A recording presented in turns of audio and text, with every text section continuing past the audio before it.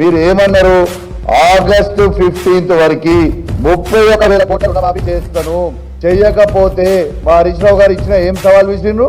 మీరు 31,000 కోట్ల రుణమాఫీ చేస్తే 15వ తారీఖు నేను రాజీనామా చేసి వెళ్ళిపోతా అన్నారు. మరి ఇవాళ ఎన్ని కోట్ల రూపాయల రుణమాఫీ చేసినారు రేవంత్ రెడ్డి గారు? మీరు చెప్పండి. ఇలా రేవంత్ రెడ్డి గారు మీరు చెప్పింది ఏంది?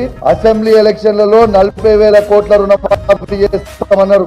పార్లమెంట్ ఎలక్షన్లు వచ్చే వరకు 9,000 కోట్లు ఎగరగొట్టిరు. 31,000 కోట్ల రుణమాఫీ చేస్తామని చెప్పిర్రు. బడ్జెట్ లో ఎంత పెట్టిరు?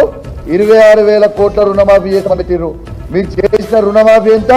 17,934 కోట్ల రూపాయల రుణమాఫీ మీరు చేసిరు. అంటే 31,000 కోట్ల 17,934 కోట్ల రుణమాఫీ చేసి కేవలం 22,50,000 మందికి మాత్రమే చేసి కేవలం 46% మాత్రమే మీరు కంప్లీట్ చేసి బ్యాలెన్స్ ఉన్న 54% అట్టనే ఇచ్చిపెట్టి ఇంకా సిగ్గు లజ్జా మానం లేకుండా హరీష్ రావు గారిని తిడుతున్నాను.